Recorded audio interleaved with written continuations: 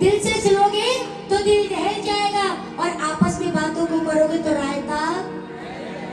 इसलिए देखिए कोई बात नहीं करेगा, सभी भजन को सुनेंगे। आइए बड़ा सुंदर सा भाव। सबसे पहले एक बार सभी मिलकर जयकार लगाएं, बोल कृष्ण बलदेव की।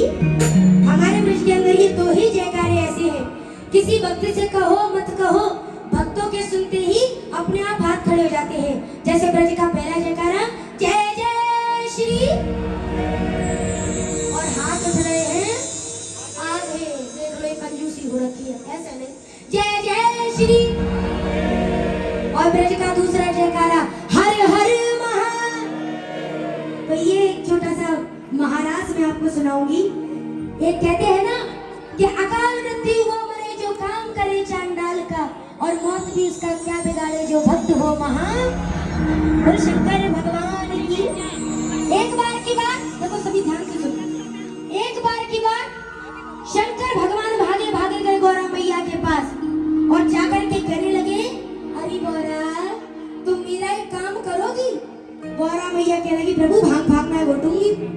मैंने पहले बोला ये भजन ब्रज की भाषा में, तो उसी भाषा में सुनाऊंगी। सुनिए, कहने लगी भाग भाग नहीं घोटूंगी। भोलेनाथ कहने लगे, अरे भाग नहीं घोटनी कि फिर कि मेरा मन कर रहा है कि मैं महाराज देखने के लिए जाऊं। मथुरा वृंदावन के अंदर श्री कृष्ण भगवान के महाराज होते हैं। गौरा मैया इतनी बात सुन के हंसने लगी, कहने लगी, प्रभु आप महाराज देखने नहीं जा सकते। शंकर भगवान कहने लगे, क्यों? क्योंकि महाराज में सिर्फ नारियां जाती हैं, कोई भी नर। तो शंकर भगवान ने एक सुझाव दिया, कहने लगे, गौरा एक काम करो, मेरा मेकअप कर दो, मुझे नर से नारी बना दो। गौरा मैया फिर हंसने लगी, कहने लगी, प्रभु मैं आपको बड़ा सुंदर गोपी बना दूंगी, लेकिन ये तो बताओ ये कांतर बिच्छू इन्हें कहाँ लेके जाओगे? अरे इनको तो मैं अपने थैले में रख लूंगा। तो देखो शंकर भगवान को गौरा मैया ने बड़ा सुंदर गोपी बना दिया। और जैसे आप सब बैठी हो ना, ये जितनी भी गोपियां बैठी है, शंकर भगवान गोपियों के बीच इतना इतना घूंघट लगा करके बैठ गए। कृष्ण भगवान आए, उन्होंने देखा कि इन सारी गोपियों को तो मैं जानता हूँ, लेकिन 440 वोल्ट का करंट कहाँ से आ रहा है भैया?